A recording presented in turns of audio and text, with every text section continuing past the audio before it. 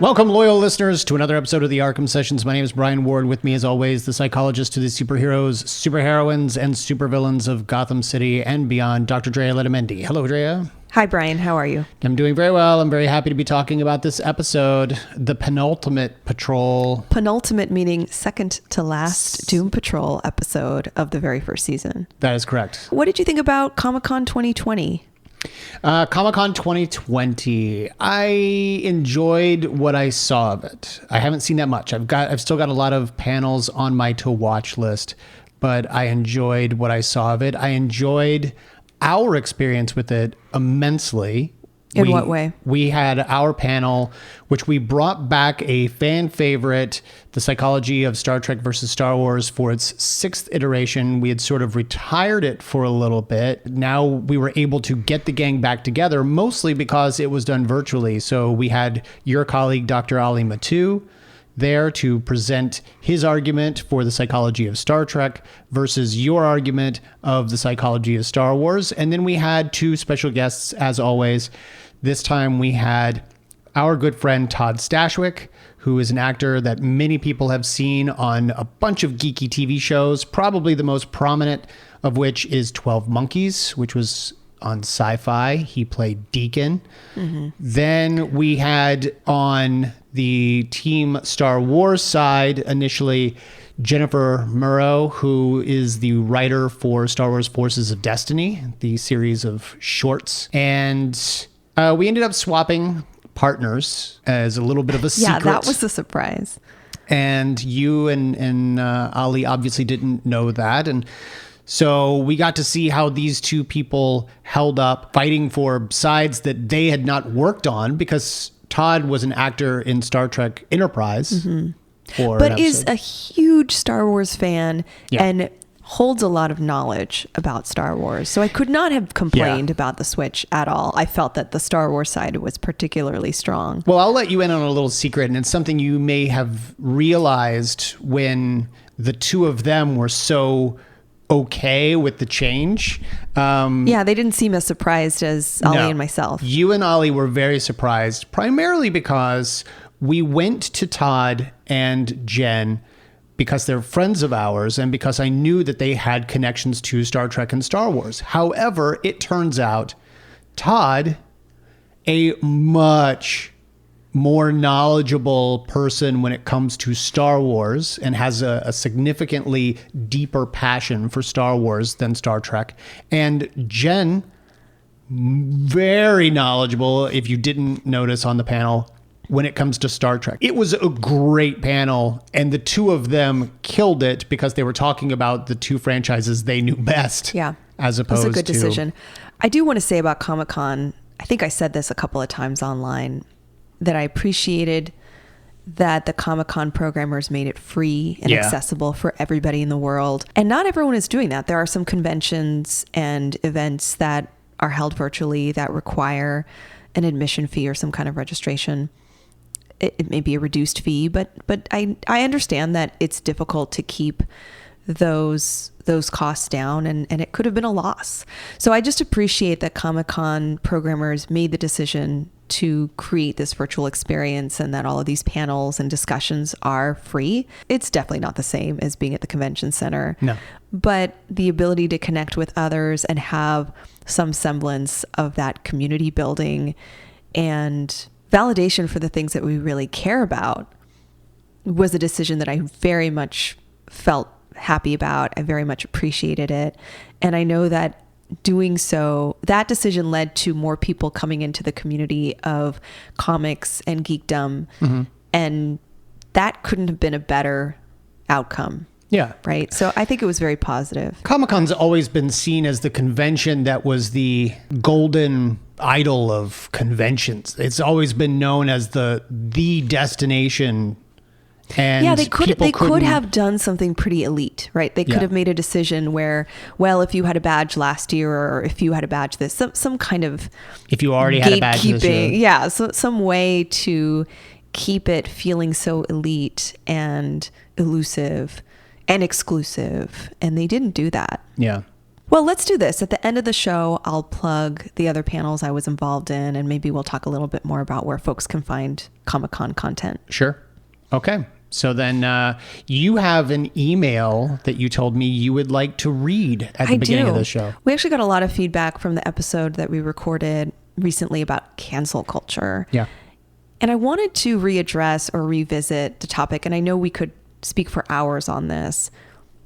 We used an example in pop culture that we felt was a good way to grab our listeners and maybe give some context for what we were referring to. And I think most people understand the concept of cancel culture. Mm-hmm. We were talking about Rita from Doom Patrol.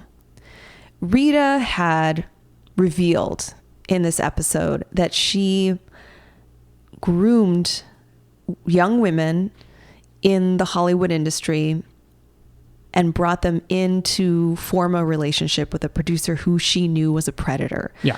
She knew that he would exploit and take advantage of these young women. Mm-hmm. One of these women ended her life by suicide, and Rita holds on to a strong sense of accountability and blame for this young woman's death. Yes. That led us to talk about the idea that if this were to happen in our universe, in our time, in 2020, this person, this figure would be involved in cancel culture, that there would be some acknowledgement and some pressure to cancel her.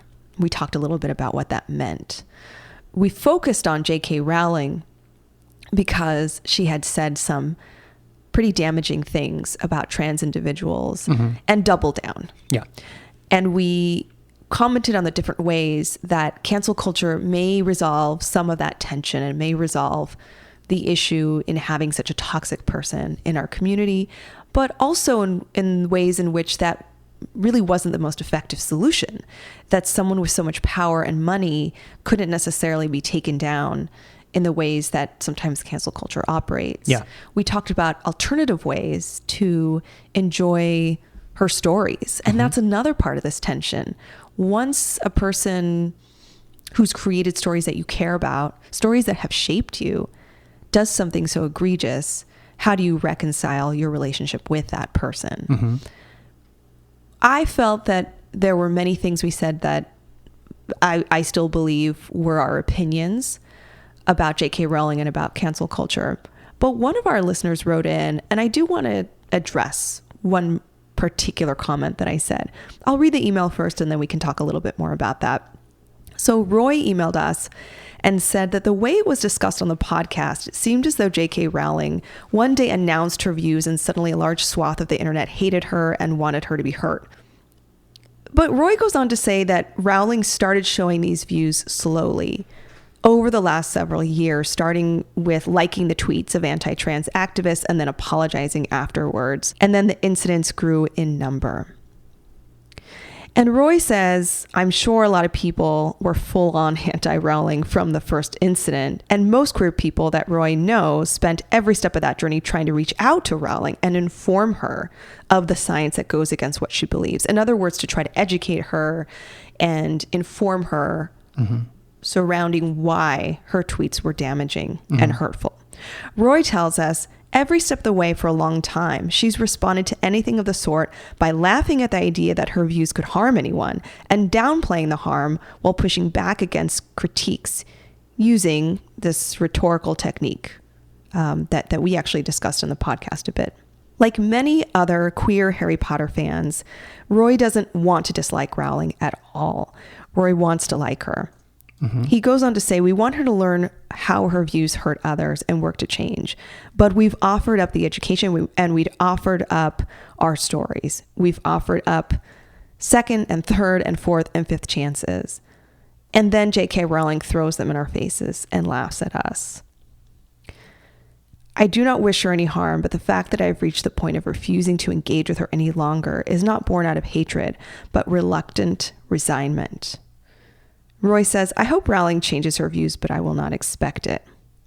The last thing that Roy tells us is a lot of the cancel culture talk from our episode was framed in terms of hurting J.K. Rowling or others like her.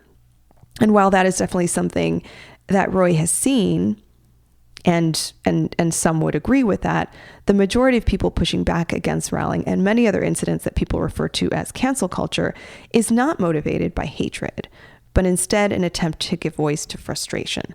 So I don't know if there's anything you want to reply to this on, but I certainly have a couple of things I want to say. There was one response that I had, and I don't disagree with Roy at all. In fact, I think Roy is making an excellent point here.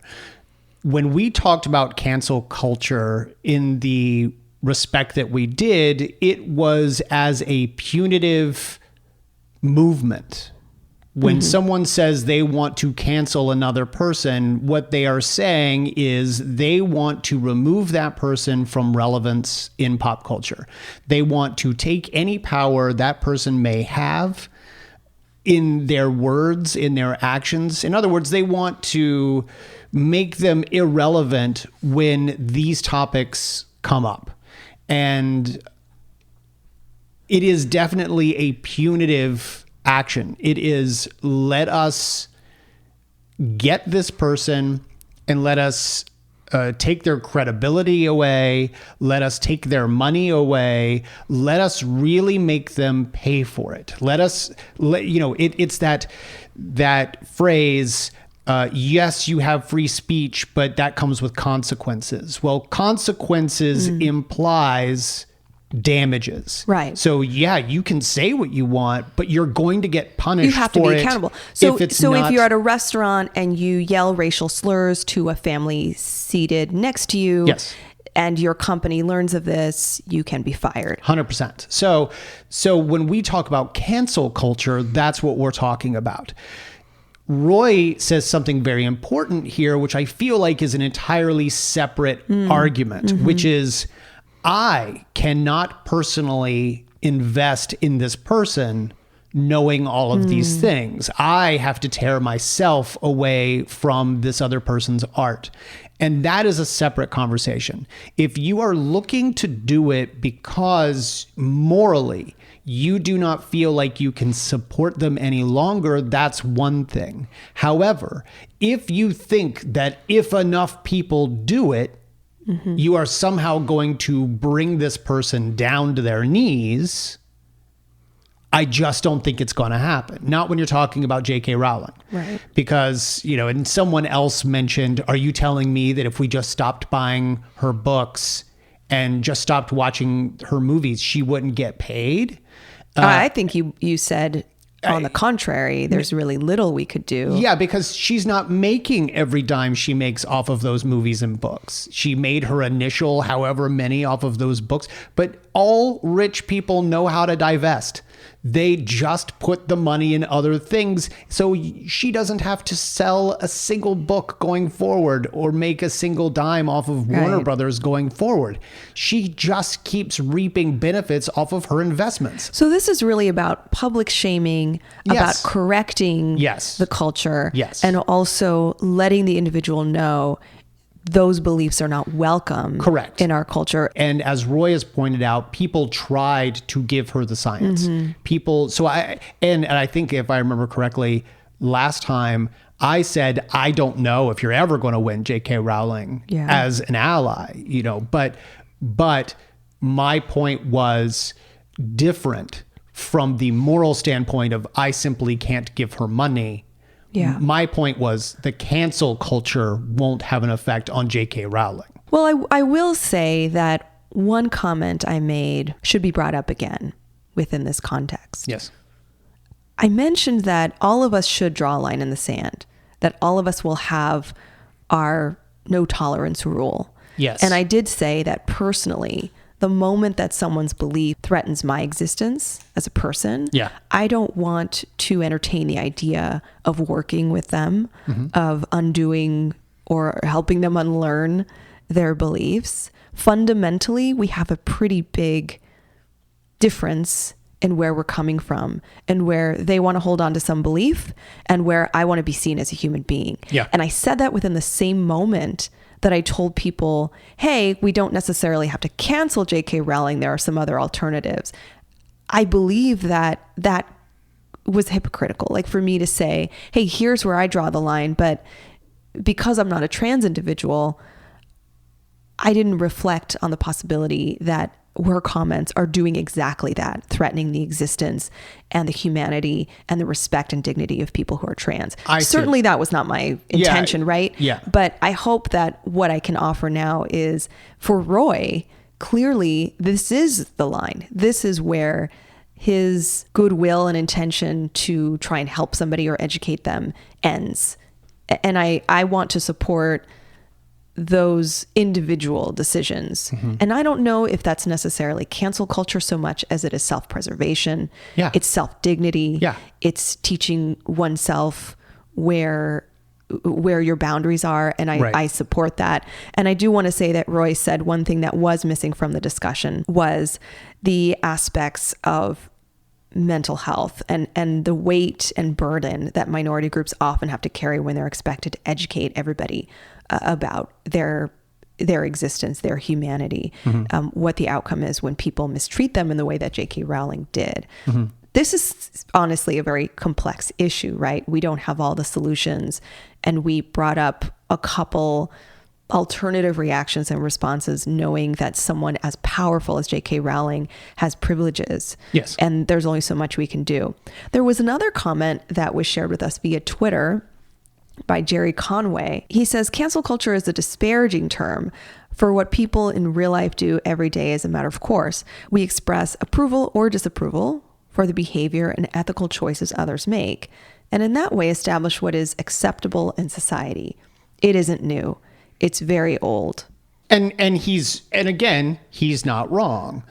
I feel like there's a difference though. What is new is the size of which, the scale of which cancel culture is taking place.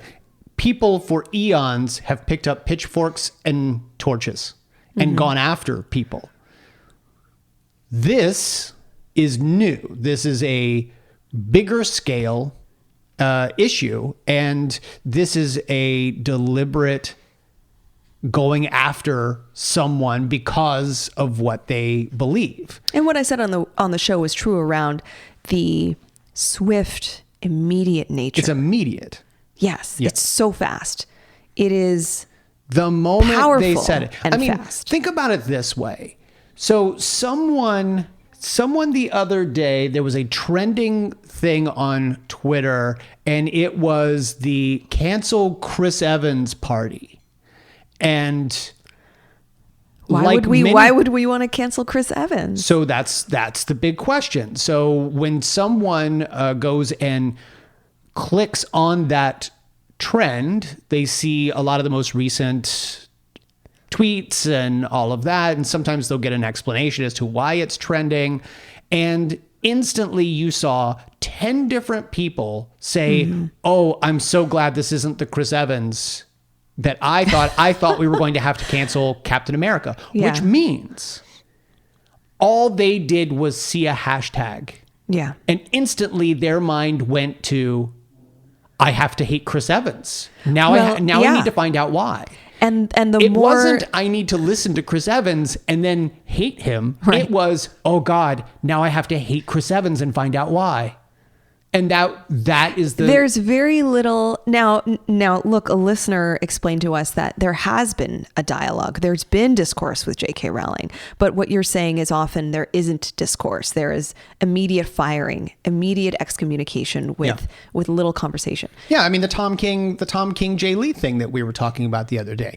Tom King tweeted that he was disappointed that DC selected Jay Lee to do a cover for a Rorschach book that Tom had written, and handled it so poorly, in my opinion, because once he found this out, he went to Twitter and said, I'm so disappointed, and called Jay Lee out.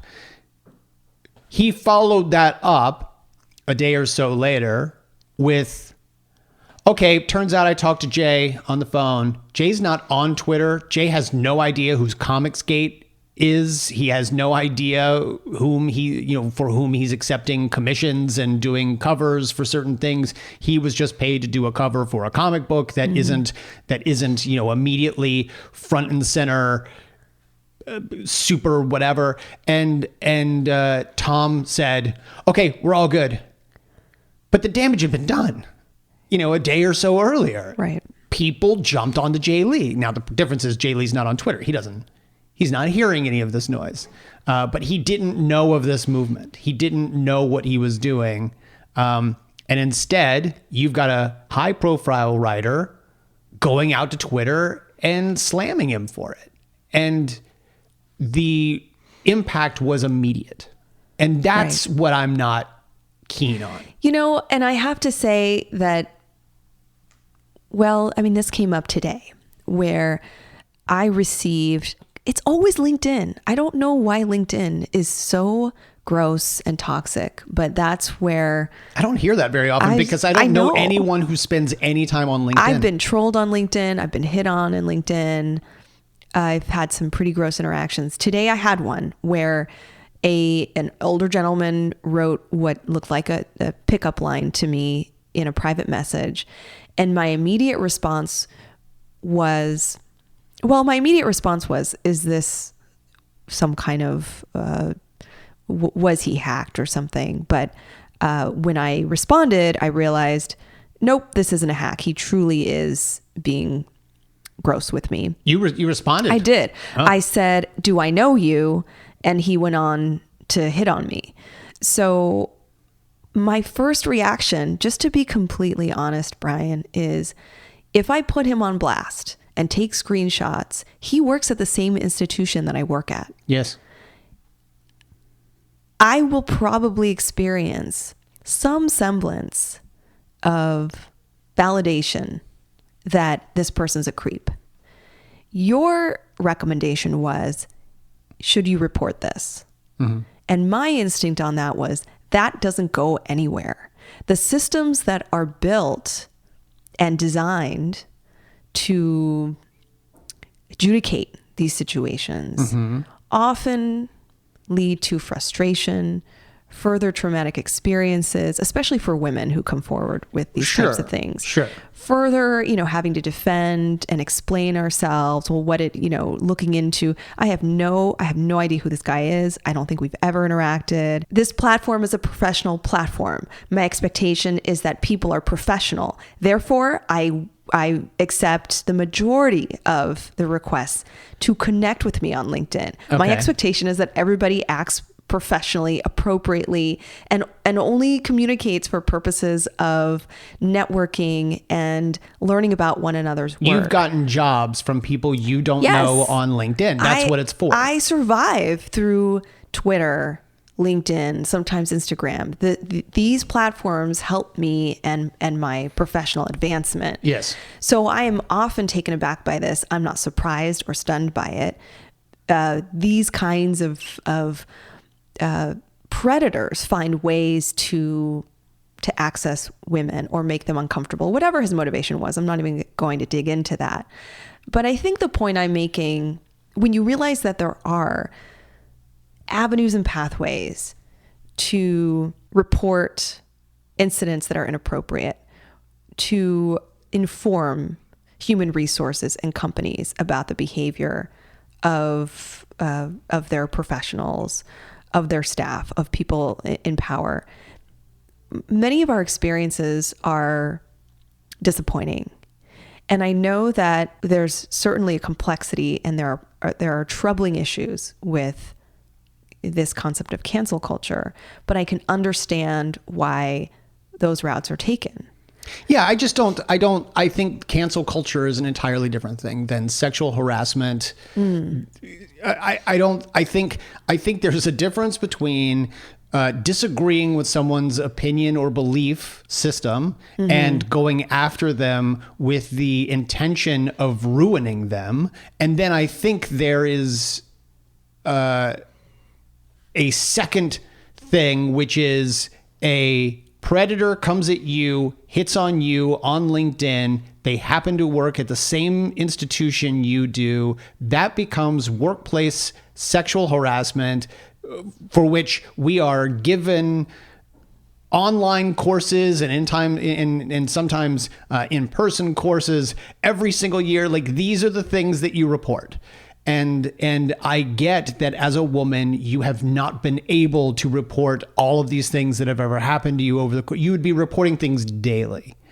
But when we're talking about a significantly older gentleman who's a professional at a university who has suddenly sent you an email on on LinkedIn, and it's not even under the guise of, would you like to work together, and then hitting on you. It's clear. It is straight up just, hey, sweetheart. Well, I'm glad that we're having this disagreement, because the way that you're speaking makes it sound matter of fact and easy. Mm-hmm. And our experiences as women is that there are so many walls, resistance, defenses. And again, the system is not designed to protect me. The system is designed to keep the status quo, which is you. Again, what I'm explaining here is I'm not reluctant to provide a report 100% of the time. Yes. What I'm saying is, my first instinct is to put the guy on blast, because to me, in my most visceral place, in my most emotional place, that seems more rewarding and validating than waiting 6 months for maybe someone to reach out to me from HR and maybe do a half-ass investigation for it to end nowhere. But is the system not changing right now in this current climate? Do you not feel like, because cancel culture and because these things blow up instantly and start to get the institutions in trouble for their handling of situations, do you not feel like you have a little bit more of an upper hand? I don't know. Or do you feel like the power only comes when you do go public? I feel like the power comes when I go public. And is that an ethical problem for you? Yeah, I mean, of course it's an ethical problem, because I want to trust in a system. The crazy thing is, LinkedIn is the worst place. His decision making is so interesting. I can know immediately where he works. Right. Do you then think that by putting him on blast, it will then do more good immediately than it would have after 6 months? And do you make you ethically, like, do you feel like you're in trouble if you do that because you are a high level person in a department? I'm definitely not as high level as you might think I am. Oh, you're on an executive board. In this big system that is one of the largest universities in the country. Well, I'm not saying like you're the president of the university, but I mean, I have such a little voice, but I'm glad that we're having this conversation, because I perceive my voice as little. And that's my perspective. Maybe there could be some adjustment there, where if I went, here's what I'm hearing you say: if you do all the right things, justice is sure to come. That is not what I'm saying. Wow, you just really put a whole... I'm not saying justice is sure to come. What are you saying? I know that the system is flawed. Okay. What I'm saying is, the moment you said, look what I got, I instantly snapped my fingers and said, it's time to report that guy. Like, that becomes harassment. That becomes, if not a physical, that's not a physical assault, obviously, but it becomes an assault on your person, in terms of mentally, in terms of the fact that you have to deal with that, in the terms that you did not join LinkedIn as a dating platform. Like that is what I'm saying, is instantly report that guy. Now, well, it's an ethical question, because if I put him on blast and alert my female colleagues, am I doing something socially that is in protection of my community? That says, look out for this person. Yes. Don't add them on LinkedIn. Don't work with them. If you know them, consider your relationship with them. Certainly, there's all these things I can do when I put them on blast. And then you're making an excellent point, which is what could be the other outcomes when I publicly say something. The more powerful the institution and the least amount of power I have as a part of the system is a formula that we have to work out. I don't actually know, Brian. I can't answer that question. But in my lived experience, I know making a report on a form to an HR or related whistleblower, hotline,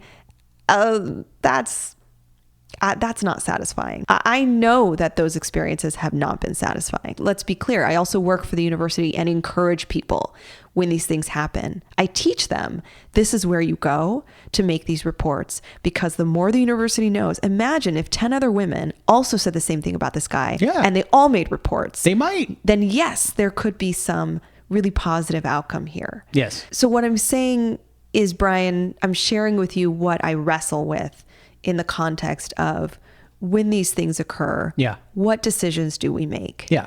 And in relation to cancel culture, I do think that sexual harassment, sexual assault, and the way that disclosures can lead to the cancellation of somebody, it's a compelling route. And I understand it. What I said last time was, you can only do so much to people that much more powerful than you. What if the outcome simply is that I just need to say, look, my experience was crappy and I need people to know that. Yeah. And that's all I'm interested in. I think my question for you, why did you not take these steps, and then could something punitive happen to you? No. Okay. They can't punish you for circumventing the institution. The system. Can't do that to you, but the person might decide to do some shady things. Sure. And again, that's why. But you've got screenshots.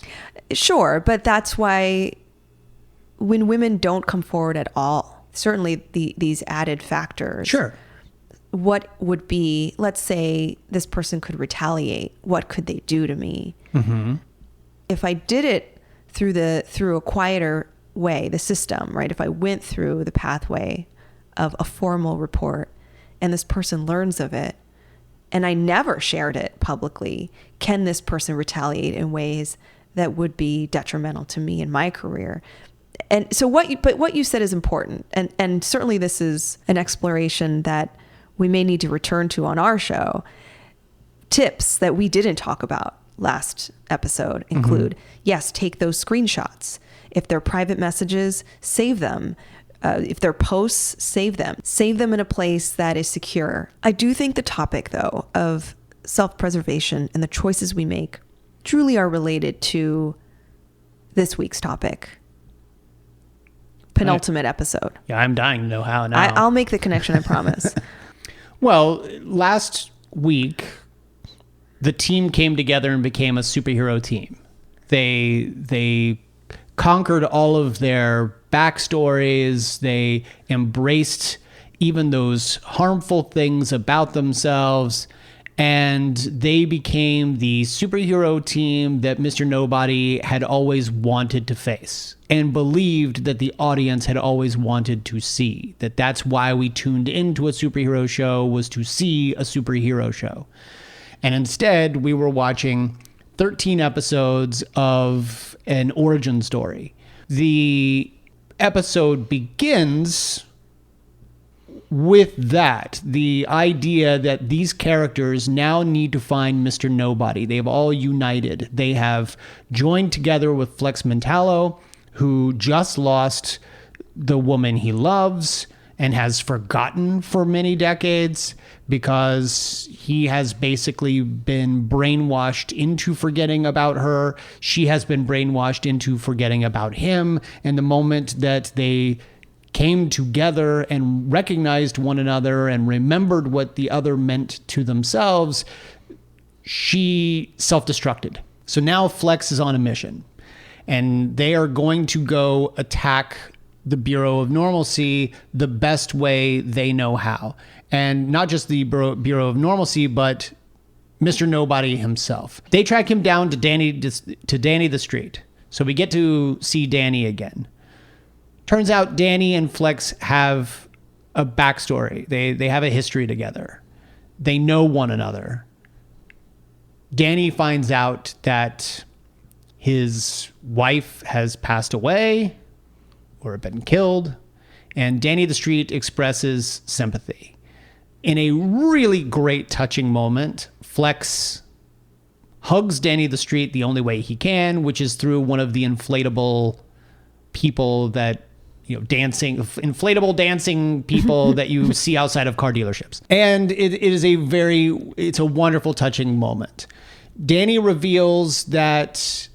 Can I say too, like this, Danny the Street brings together, because at this point, everybody is in one place. Yes. And there's a culmination or a gathering of the oddities, the bizarre. Flexman Tallow is certainly a tragic story, and his identity, his superpowers really revolve around his muscles. Mm-hmm.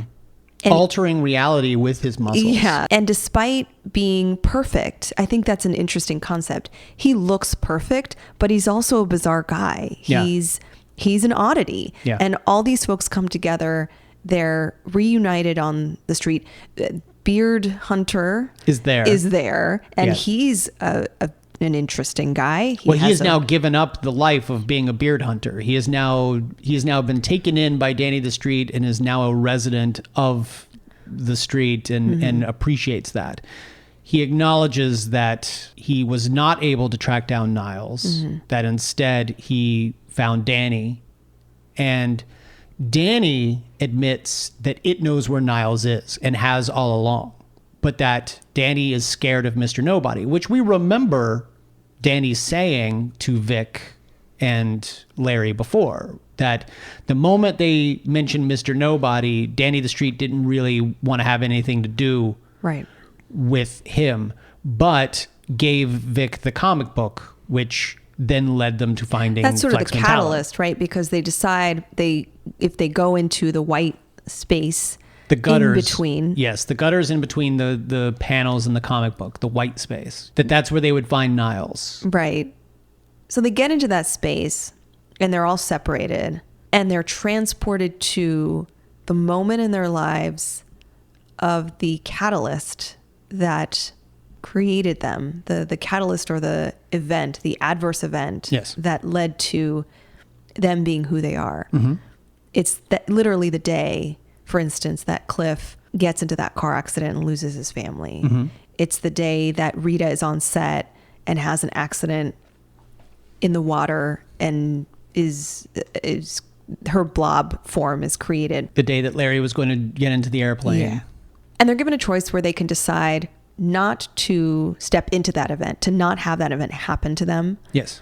They have the forethought of the event. Yeah. And so they are given the opportunity to stay where they are, not undergo their traumas and their transformations. And over time, they will forget that this previous life ever happened. And instead, they will live the rest of their lives presumably happy. But as we learn, that's not the case. I mean, Cliff is given the opportunity to have his wife and child again. And yet, when tempted by a naked woman, a naked nanny, and a beer, he immediately goes for it. He does not have the ability to feel things and sense things. He does not have the sensory of touch, and that's what he wants. And so the moment that Mr. Nobody tempts him with that, he takes it. Now, mid-coitus, he realizes that he has been given an opportunity to have his family back, and now he's screwing it all up again by instantly going for the nanny, which is what destroyed his relationship to begin with.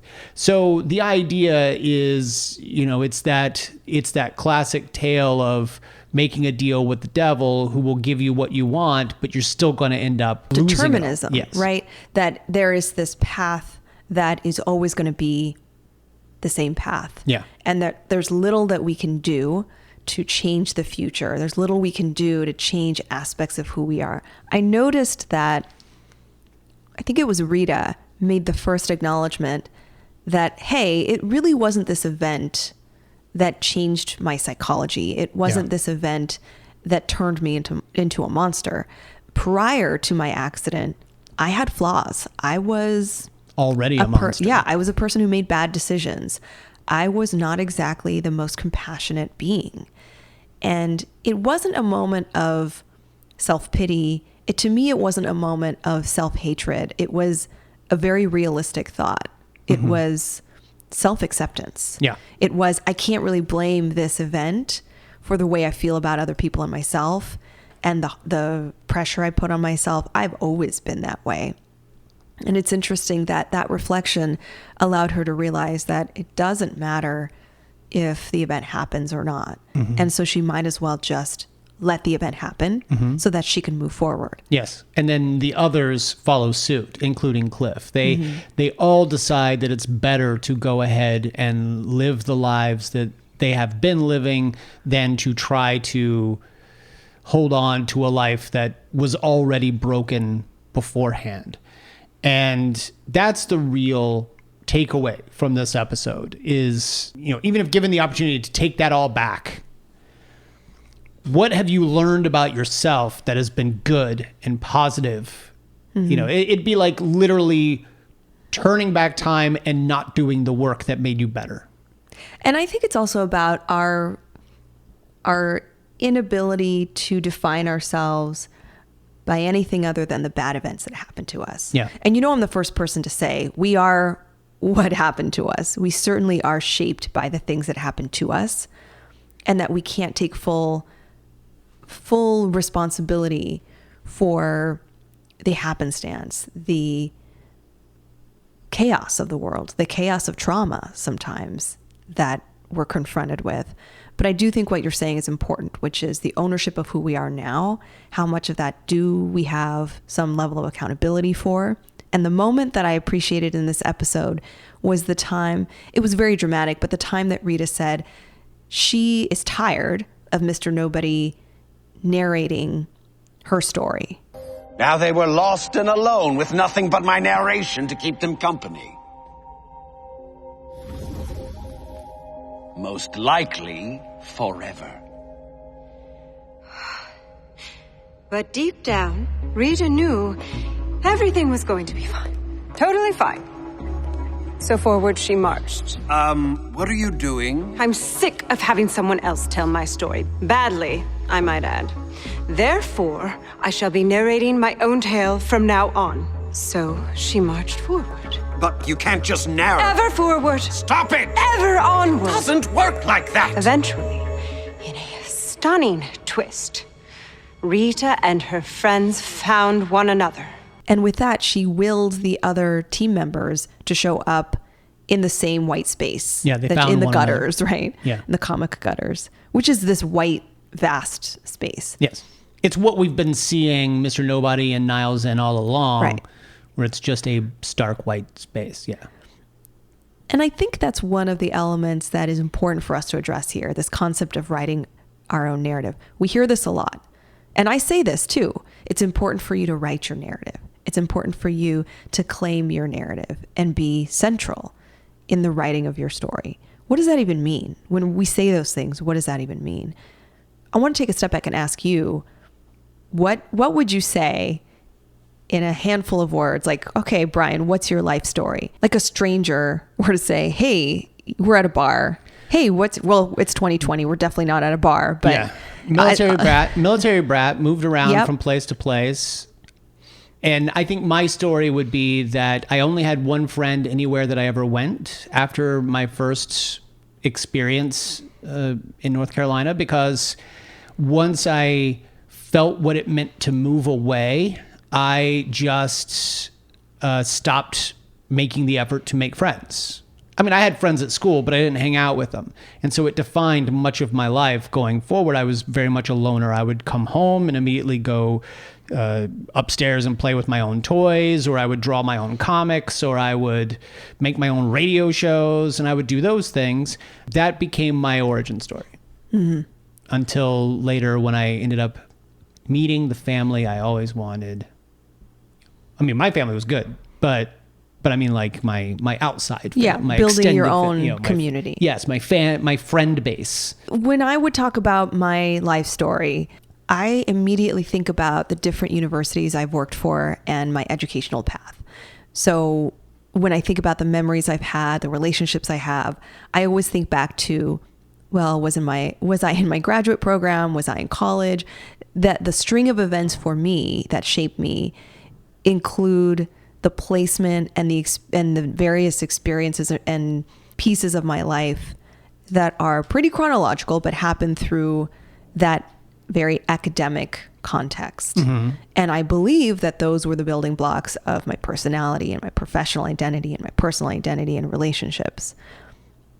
Rita, for instance. Now, Rita's a fictional character, but it's important to think about what shapes our narrative, because Rita was shaping her narrative around a series of negative events. Yes. That she was involved in and that she felt responsible for. And she was defining herself by this negative figure, this negative past that she had. Mm-hmm. In terms of narrative psychology, now notice we didn't just list events that have happened to us or years. In 1980, yes, in my first year of life, we didn't really... I had a defining moment that then informed the rest of my life. And you had defining And you moment. kind of narrate that to yourself. Mm-hmm. We are storytellers about our own lives, and we're fairly biased with the way we tell ourselves our own story. Okay. So our life story is not a list of facts and events of our lives, but it's a way that a person integrates those facts and events internally. We pick them apart, we weave them back together. Our purpose is making meaning out of it. Yeah. So as you tell me about moving about because you were a military kid, that means that you're saying that those experiences shaped who you are, your independence, your ability to make friends quickly, and your disinterest in having the same friends. Yes. You're willing to be flexible that way. So this narrative becomes a form of identity. What we say about ourselves and how we tell that story can reflect and shape who we are. So when you tell that to me, I now begin to build a narrative about you. You shaped the way I think about you too, right? There's this concept called autobiographical reasoning about our lived experiences. This refers to identifying lessons learned or insights gained in events. Autobiographical reasoning, therefore, is your ability to think of events in your life and place them into a meaningful story. They weren't just random things that happened to you. Right. Even though when we look at the facts, many of those things were random things that just happened to us. But as human beings, we have to make meaning out of those series of events. So how do we write our narrative? Researchers say that we're very interested in something called causal coherence. This is our ability to describe how an event led to another event. So while wouldn't necessarily, I was just thinking about this as you were saying this. Yeah. I wouldn't necessarily say that it was an event leading to another event, but I would say that it's cause and effect. I moved away from Hickory, North Carolina, Conover, North Carolina when I was 5. It devastated me. I stopped making more than 1 or 2 real significant friends anywhere I ever lived. And by the way, I don't mean that as a bad thing. I actually preferred to be in my bedroom playing with my Transformers, my G.I. Joes and all that. But as a result, I have thought about this over the course of my life. I did not become a bad kid. I was constantly surrounded by potential troublemakers as friends and potential influences. Mm-hmm. And by the time I got to high school, I was going to a public high school in, I wouldn't call it a super rough part of town, but it wasn't a great part of town.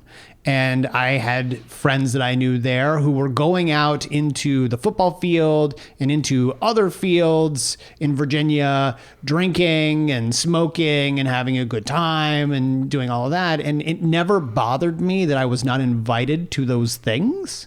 Mm.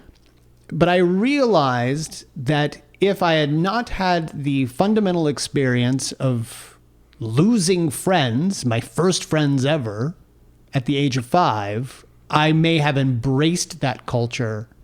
And because I preferred to be alone in my bedroom, drawing my comics, playing with my toys, watching my TV, mm-hmm. I was not getting into trouble. I was never a troublemaker. And so I have linked those two things. Certainly, you've created something called a causal coherence, making meaning out of some event causing another. For me, I look at, for instance, graduate school and being matter of fact about like, well, of course I went to graduate school because I did A, B, and C to get me there.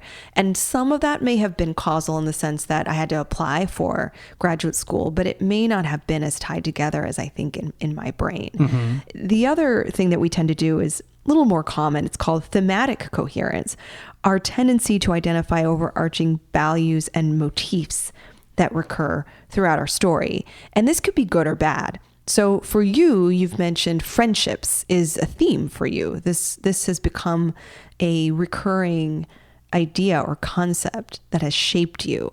And as if it's not already clear, for me, a theme in my life is academic success and whether that happens or not. That has shaped me. I remember being so young and already thinking about applying for college when other kids weren't even considering it. Yeah. Now, I've worked as a trauma psychologist helping folks overcome adverse events and some troubling experiences. And I know that one theme that could essentially create identity or shape a person is the experience of trauma. And that's why I mentioned some of this could be helpful for us and some of this could be maladaptive. If you are creating your life story or narrating your story around a series of traumas and internalizing the shame, the feelings of guilt, the feelings of deep despair because of those traumas, that can be particularly harmful as a person. That could be harmful. That could be a harmful narrative. So when I worked with people more closely around recurrent, ongoing, sometimes chronic trauma, especially when it comes to victimization, we have to kind of rewrite that narrative. It makes a lot of sense. Sure, when I look back on your life and starting with 5 years old, this happened to you, and then 7 and 10 and 15 and 25, and now you're 47 and we're having this conversation. That makes a lot of sense. Of course, those events will shape you and create themes for you, but the emotional themes are ones we want to tease apart and perhaps unpack and maybe even let go of a bit. The events don't go away. Those things still happened.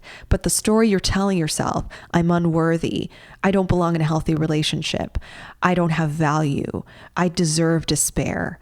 That I would say everyone has a right to move away from those narratives because those are themes that do not have to be true. And we can find different outcomes that are not related to the causal coherence, the concept of like, well, because those things happened, I am destined to have a negative outcome. I'm destined to be depressed. I'm destined to have PTSD, these kinds of thoughts. So we want to be able to provide more positive outcomes. Rita does this for herself by saying, I'm sick of this person narrating my life and I want to rewrite my narrative. It's interesting because doing that is a very positive skill.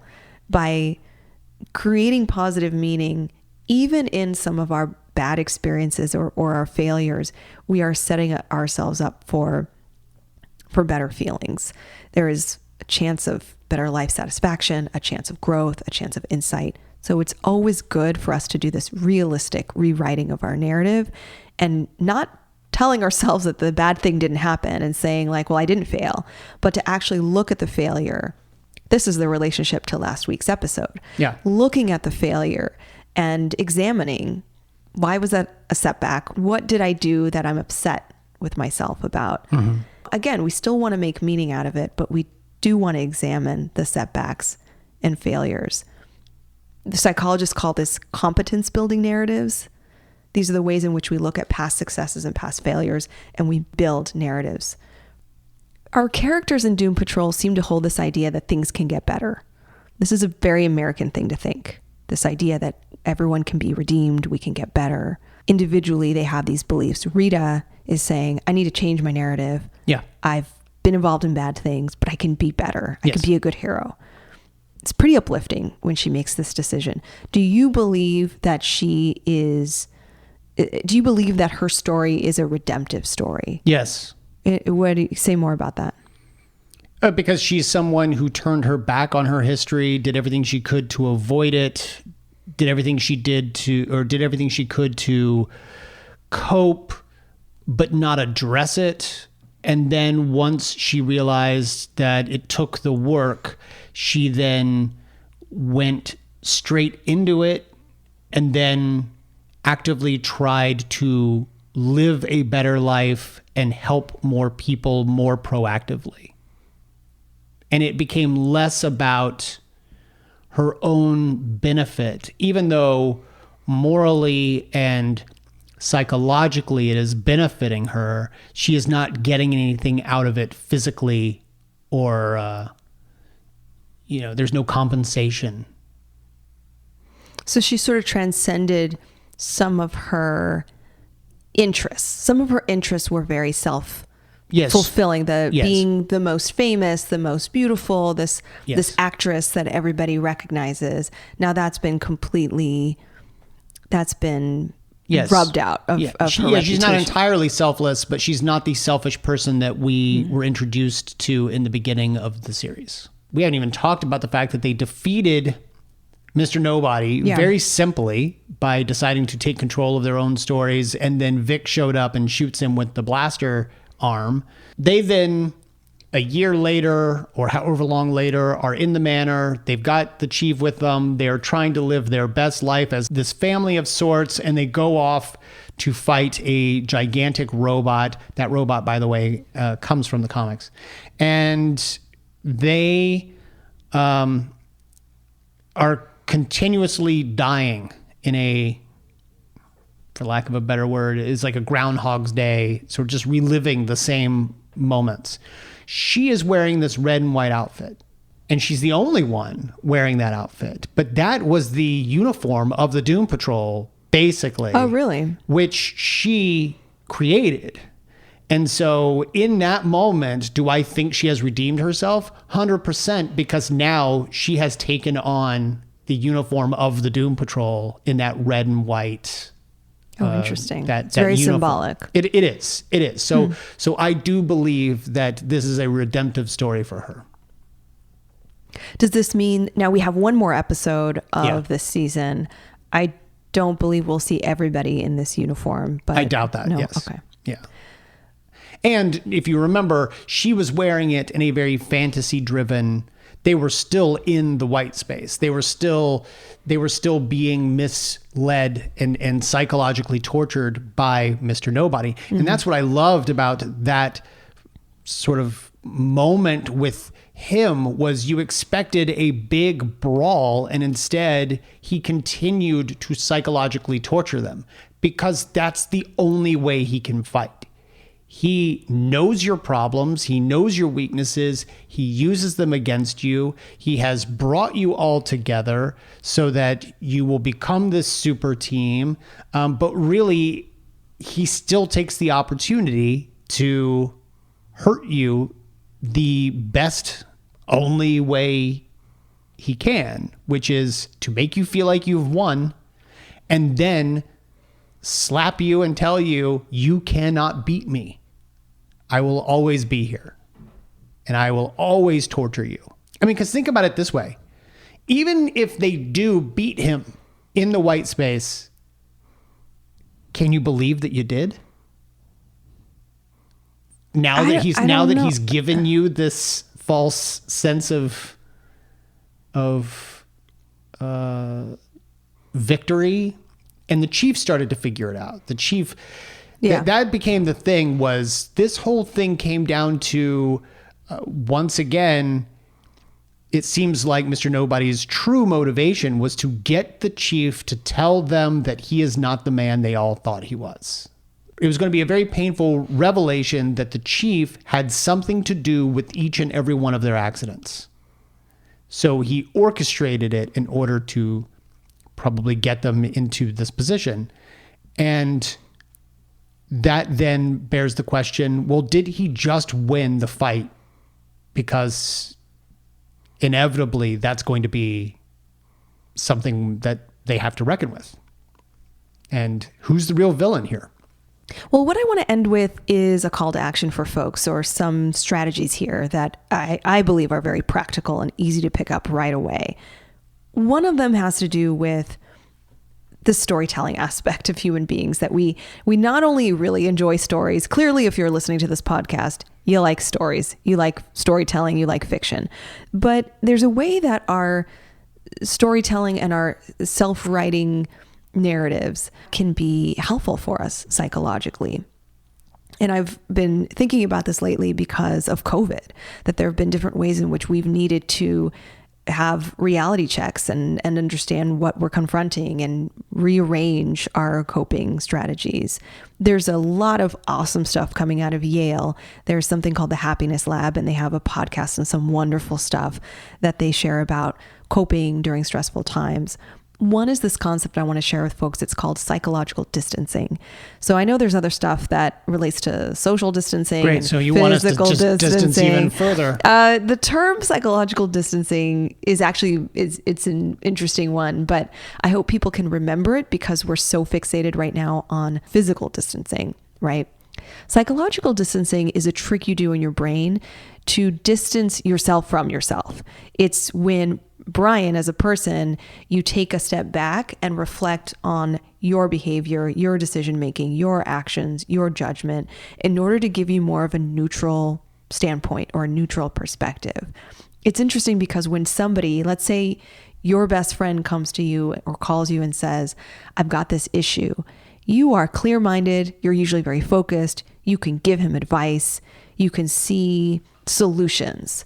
When we're stuck and we're deep in our emotions, we are less likely to be as focused and as solution-oriented, as goal-oriented. We get a little bit overwhelmed in our feelings and we're not as practical. So psychological distancing is a trick you do in your brain. It's like an immediate strategy where you think of yourself in third person. And the advice is actually to even use third person in your thinking. Early on in COVID, I was in a grocery store or something, and there was no toilet paper. There were no paper towels. It was the bare shelves. We were down to people were buying everything in stock.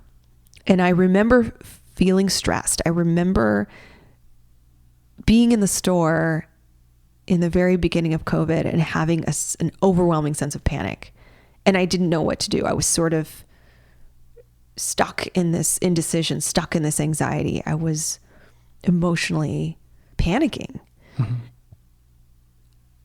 After that, I tried to use this strategy where I would tell myself, Drea, okay, you came for a thing, it's not here. What is an alternative solution? Okay, is there tissue? Is it down to like just buy some tissue and go from there? If there's no tissue, where else can you go? What can you buy online? Do you have a neighbor? Do you have a friend?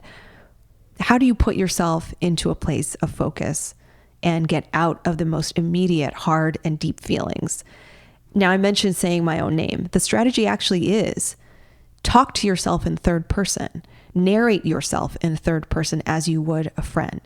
And there are some people that actually do this quite freely. LeBron is an athlete that does this during interviews, and you'll hear him say... Yeah, but it's different when you do it in an interview versus when you're doing it to yourself. So this is why I even mentioned LeBron.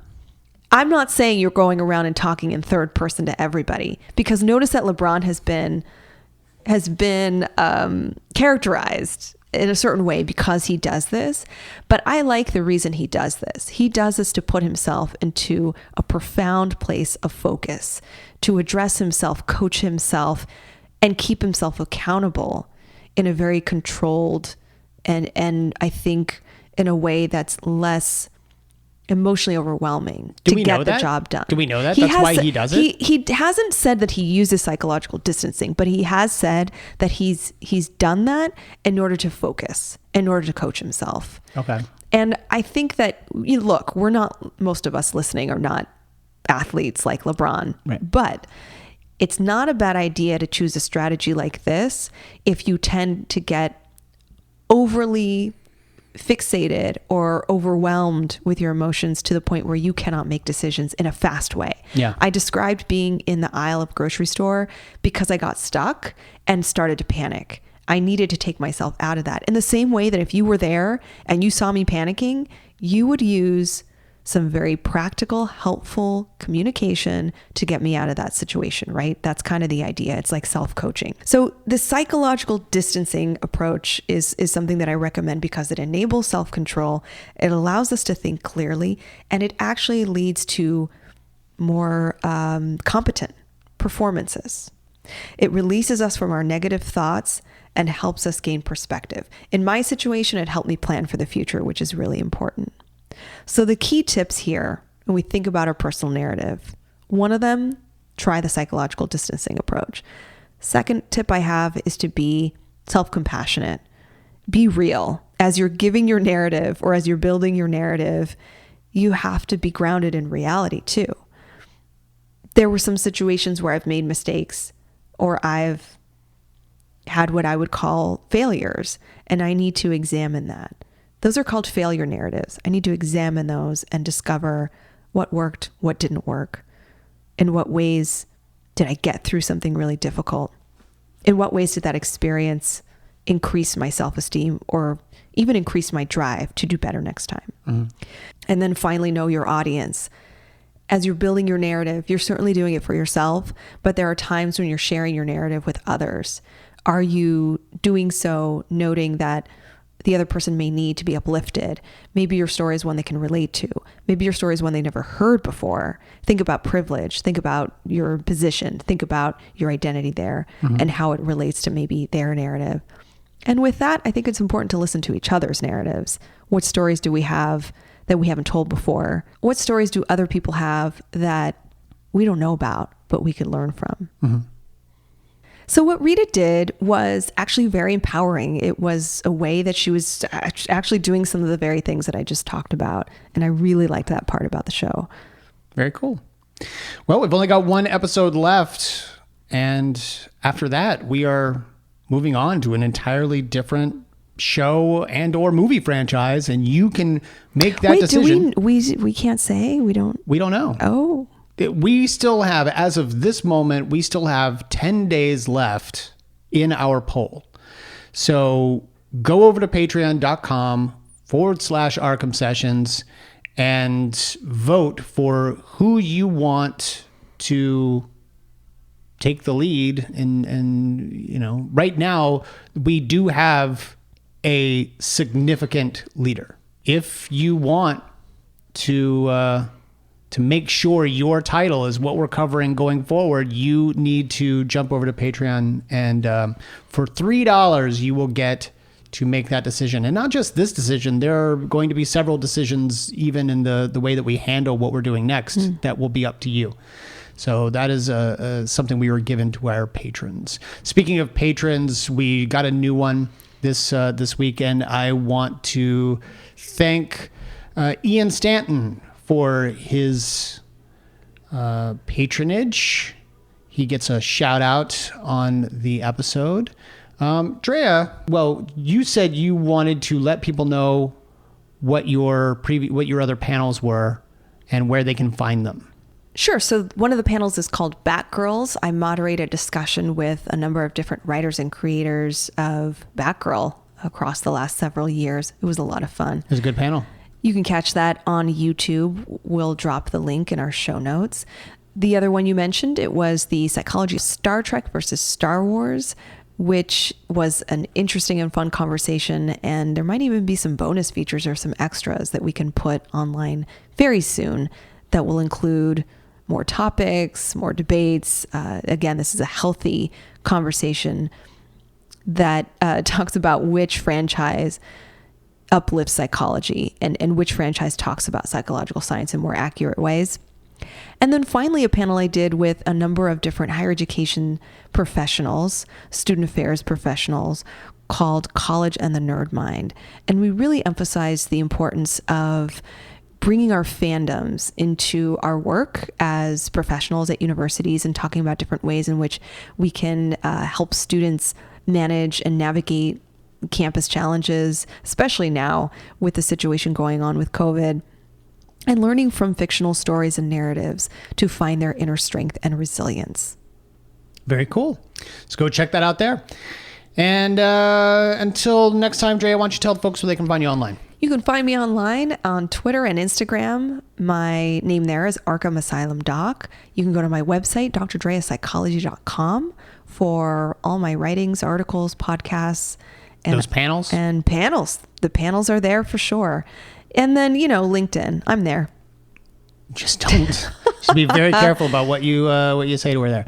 And you can find me on Twitter. I am at bward028. On Instagram, I am b_ward028. You can find us both on Facebook. You can find us on Twitter at Arkham Sessions. You can find us on Instagram at the Arkham Sessions. Be sure to follow our family over at Fanbase Press and check out a lot of their cool comics and podcasts. And until next time, I'm Brian Ward. I'm Dr. Drea Letamendi. And together we are the Arkham Sessions.